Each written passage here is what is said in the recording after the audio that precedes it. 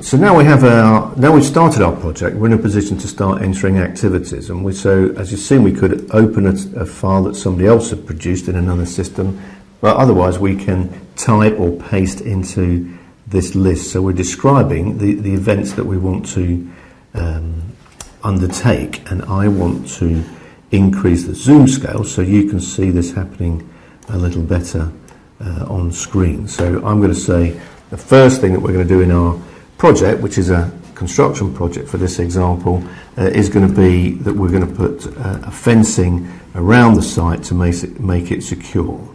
And I'm going to say how long it's going to take us to carry out this operation. And I'm going to base this on a letter and number combination. So we type 6D for 6 days, and then it creates an activity which it places at the date which you can obviously edit, and it also converts the duration that I typed in into one where I can affect from the format. So I've said that I want to display in weeks and days. So I could say this is going to take me 72H for hours, and it will be displayed as 1 week and 4 days, or I can say 2 weeks and 3 days. And so the flexibility of time units is very good. We can edit an activity as we've seen on the body of the plan.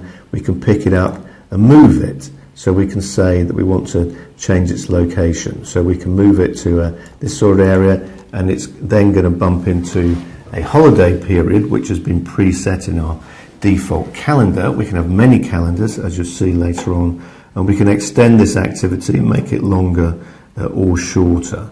So that's how we can edit an activity on the body of the plan, both in creating and editing. So when I move this activity, either by the dates or by the graphic on screen, it does not put an imposed start date on, as you would find if you'd use other systems like Microsoft Project, which can lead to difficulties in scheduling later on. So this is the first activity that I've created, and to save a bit of time, I'm going to paste some that I've created previously, just to show you you could do that with a spreadsheet, for example. And so on the body of the plan, I'm then going to say, well, it's going to take me maybe 3 weeks to do the demolition, although that's coming across the Easter period, so that's actually been extended in its end date. Then after we've finished that, we've got a period of excavation. We've got a shorter period where we're going to do some drains, followed by some work on manholes, and we're going to have a foundation process, and that's brought some more holiday periods into display. We don't have to show the weekend periods that are also there. We've suppressed those at a different appearance to the public holidays, so you get to choose those. And finally, we've got an activity called end of phase, and I can take an activity and I can shrink it down so that it's got no duration at all, and that's a milestone. And so we can, or we could just write, if I select that task and delete it, so we could right mouse click at a particular point, and we could insert a milestone at any point. So you can create activities very, very quickly by typing in the table or by drawing on the body of the plan. But once you've created the activities, hopefully you would go at least 1 or 2 steps further. In particular, that you would say that there was some logical sequence to these events on screen. So we could either have a long list at the beginning, or we can sketch them out where we think they go. But if we wanted to say, well, we do have to finish the fencing before we can start any demolition work. And in Power Project, whilst you can edit it, the links in columns, and you can do it on in tables, most people find the best way of doing it is by drawing it on the body of the plan, because in doing so, you're also introducing the link type and the link lag. So when the cursor, if you take the cursor near the edge of an activity, you get a little pop-up box. The cursor changes shape, and this box shows you where the cursor is and what the lead and lag will be when you create a link. So when you're ready to create a link, you hold down the mouse button and drag along, and you're looking to find the other end for this logic link. So I'm saying that the demolition can start as soon as the fencing is finished. And in the same way, we'll say when the demolition is finished, we can start the excavation, But where it comes to the drains, we don't have to wait for the excavation to finish. We can say when we've done the first 5 days of the excavation, so we can position the cursor where we want the link to start, we pull away and that link starts at that position.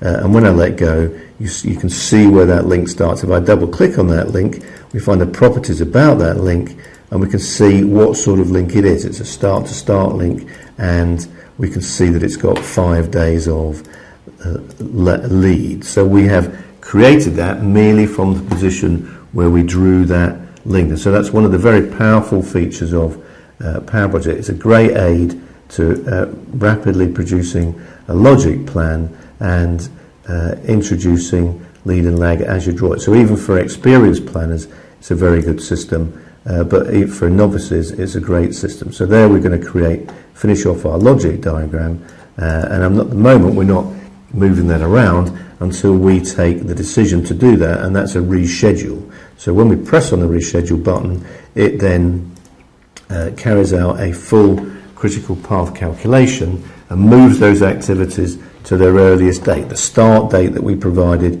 at the very beginning of the project. And those activities that are critical are now outlined in red, and they must be done, otherwise they'll be in that period, otherwise there'll be a delay to the end of the project. So if I made that activity increase by one day and rescheduled, the end of the project is delayed by 1 day. We can undo a schedule, we can undo anything at all in Power Project without limits, even through a save.